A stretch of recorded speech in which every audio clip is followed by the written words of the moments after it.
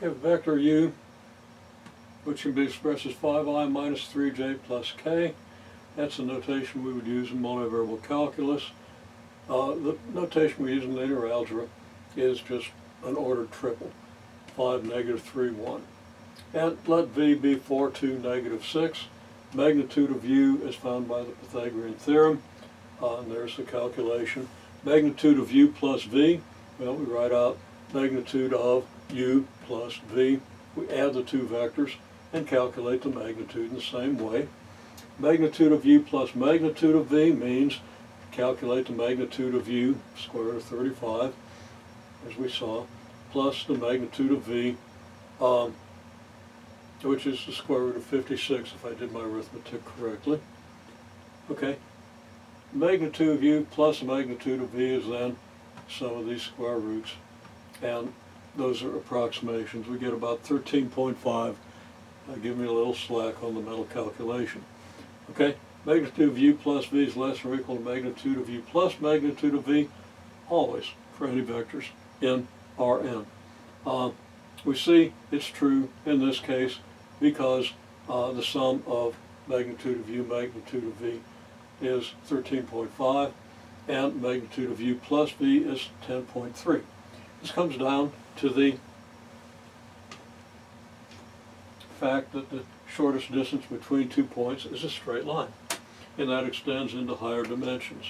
So if we have this case where we have u and v along a straight line, so that u plus v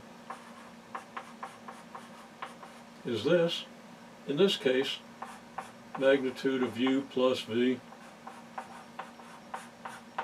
equals magnitude of u plus the magnitude of v. In any other case where there's an angle between the two, it's not the case. It's not so, because the straightest distance, greatest distance, shortest distance between 2 points is a straight line.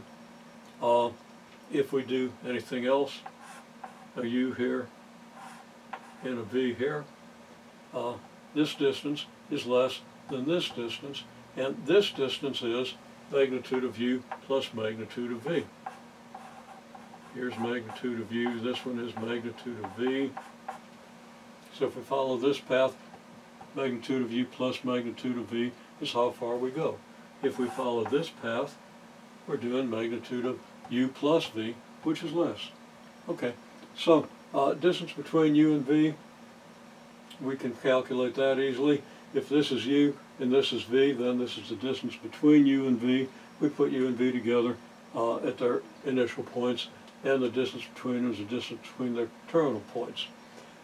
If we form a triangle with u and v, and the side that goes from the tip of u to the tip of v, we can do that by creating the vector v minus u. Okay, because u plus v minus u has to equal v, and that's exactly what we have here. Distance between u and v is magnitude of v minus u. Then we do the calculation and we get 8.7. Now, since magnitude of u, as we saw over here, is about 6.9, magnitude of v is about 7.6,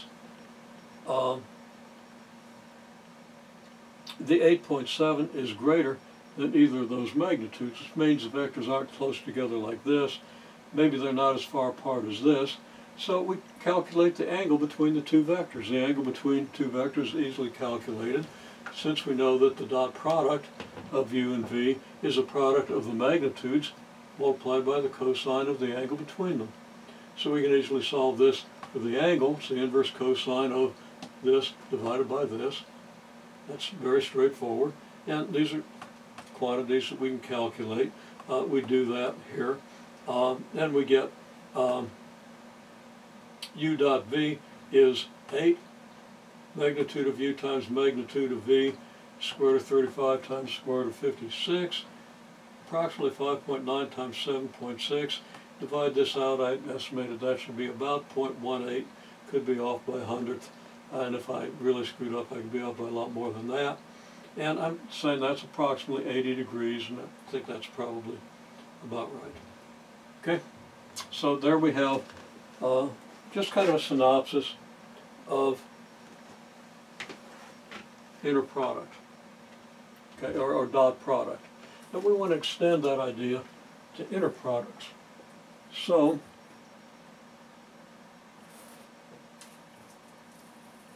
we do this, I chose to do this,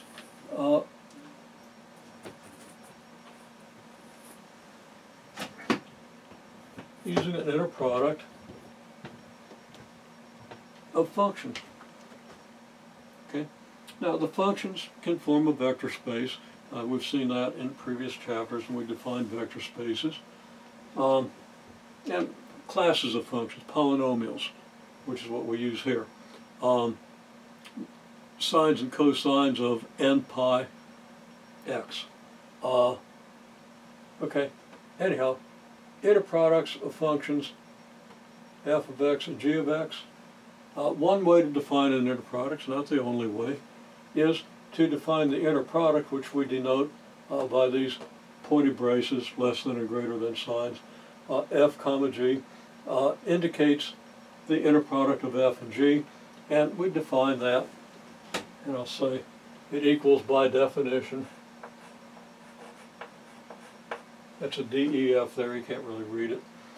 Equals by definition the integral from 0 to 1 of the product of the two functions. Turns out this has properties analogous to the properties of the dot product. Okay, it's called an inner product. For example, if f of x is x squared plus 1, g of x is 2x minus 3, the inner product would be the integral from 0 to 1 of the product of the two functions. Well, we can easily calculate the product. Again, check my algebra. And here it is, and let's take the, I made a mistake there. I get x to the fourth over 4 here. I've got a 2 in front of that. Should be x to the fourth over 2. That ends up giving us 1/2. And then we get a minus 1 here, and a plus 1 here, and a minus 3 here. And that gives me not negative 11/4, but negative 5/2, I believe. Okay, we haven't used that anywhere else, at least I hope not, but calculated correctly like I didn't. Okay, now magnitude of u plus v is less than or equal to magnitude of u plus magnitude of v. We saw that just a few minutes ago. We can write the magnitude of u plus v. It's the definition of the magnitude of a vector. The magnitude of u plus v is the square root of the dot product of u plus v with itself. Magnitude of u is a square root of the dot product of u with u, and magnitude of v similarly. Okay, so for example, if u is 2, 3, 1, magnitude of u we know to be 2 squared, square root of 2 squared plus 3 squared plus 1 squared, Pythagorean theorem in three-dimensional space, but we do the dot product of u with u, and it turns out that dot product gives us exactly the thing we took the square root of here. So that the magnitude of u is clearly seen to be the square root of u dot u. So our inequality, magnitude of u plus v less than or equal to magnitude of u plus magnitude of v, can be written this way in terms of dot product. Now, by analogy, we can say, well, that says if we generalize this to the inner product, the square root of the inner product of a sum of two quantities, sum of two vectors. And I've lost track of how my sentence started, but it's the magnitude of u plus v, the magnitude of a sum of two objects, is the dot product of the sum with the sum. So by analogy, the inner product, the magnitude of f plus g, can be regarded as the inner product of f plus g with itself, just like the magnitude of u plus v can be regarded as the square root of the dot product of u plus v with itself. This is then, if this analogy holds, this is going to be less than or equal to the inner product of f with f, just like u with u, and the inner product of g with g, just like the inner product of v with v, dot product of v with v. If we write out what this means, we get integral from 0 to 1 of f plus g times f plus g, less than or equal to integral from 0 to 1 of f times f, and integral from 0 to 1 of g times g. Now both of these will be with respect to x. I didn't have room to write it, but that's implicit. So for example, if using our functions f and g, x squared plus 1 and 2x minus 3, f plus g will be x squared plus 2x minus 2. The inner product of that function with itself be this integral. And that inner product should be less than or equal to the inner product of f with itself plus the inner product of g with itself. And you can easily verify this, expand these things, do the integrations, just polynomials, very easy. Okay, now I say that an inner product space is a vector space with an inner product having properties analogous to the properties of the dot product in a real vector space, Rn. That's a vague definition. Your textbook gives you a very precise definition. You should be familiar with the idea that you can regard certain sets of functions as vectors to satisfy the conditions, the axioms for vector spaces.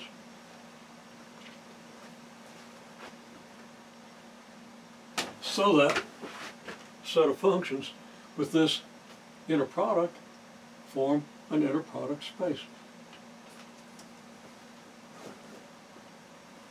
Okay, I believe I've reversed this one. So, yeah, a couple more things we can do. Pretty much most of what we can do with dot products, we can do with any inner product. With dot products, we can project one vector on another. We've got u, we've got v, and down here we got the vector that's a projection onto v of u. The vector we get if we project u down to v in a perpendicular, and then create a vector parallel to v with that magnitude. That's your vector projection of u onto v. Okay, that can be defined easily. If we do u dot v divided by magnitude of v, well, v divided by its magnitude is a unit vector. If we project u onto a unit vector, all we've got to do is dot u with that unit vector, and we get the scalar projection, the magnitude of the vector projection. If we then multiply that by the unit vector in the direction of v, we have a vector in the direction of v whose magnitude is the magnitude of the scalar projection. Okay, so if we want to project f on g, we do the analogous thing. We do the inner product of f with g divided by magnitude of g, because the inner product is analogous to the dot product.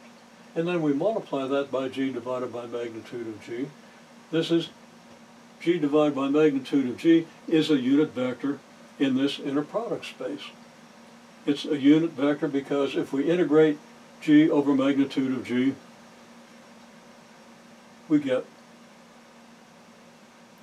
a function whose magnitude is 1. And you can verify that easily. And it's actually kind of obvious if you think about it. Okay, now, since magnitude of v is v dot v, magnitude of g is g, magnitude of g will be, okay, magnitude of v is a dot product of v with v, magnitude of g is going to be the inner product. Okay. Again, magnitude of v is the square root of the dot product of v with itself. Magnitude of g will be the square root of the inner product of g with itself. Instead of dot product, inner product. So in this case, we can do the magnitude of g. Now what we're doing is we're calculating this projection. We're going to project f on g. So we first calculate magnitude of g, since it pops up a couple of times. Well, that's the integral from 0 to 1 of g times g with respect to x. Here we do the integral. And if I did it correctly, we have square root of 13/3 as the magnitude of the g vector. The square root of 13/3 is a little over 2. So the G vector has magnitude a little over 2 in this space. Okay, well, we're not going to use that approximation, but okay, so the inner product of F then with G over magnitude of G, here it is, well, here's F, and here's G over magnitude of G. We integrate F times G over magnitude of G from 0 to 1, and here's the integral, and if I've done it correctly, we get -3/2 of square root of 3/13. Now the projection onto G of F then is this expression here. So we do the inner product of F of G over magnitude of G, which we calculated here. So this goes here, times G over the magnitude of G, and that's our square root of 13/3. Well, it's to 2x minus 3 over the square root of 13/3. And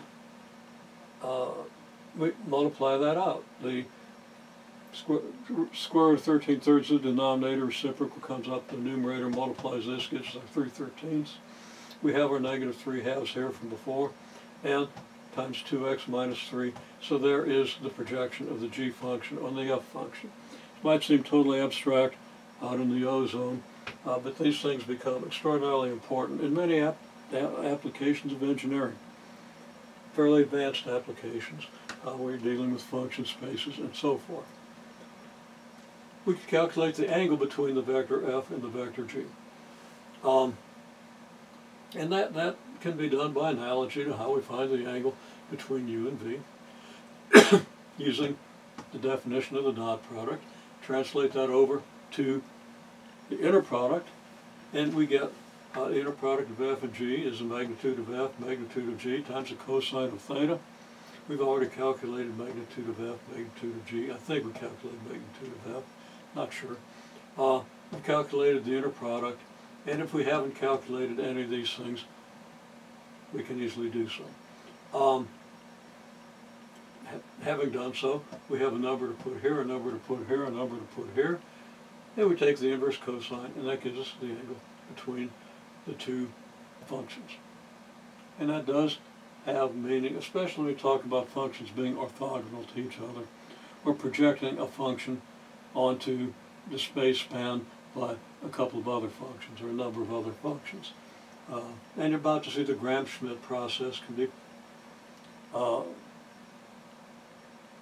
executed in function spaces, any inner product space.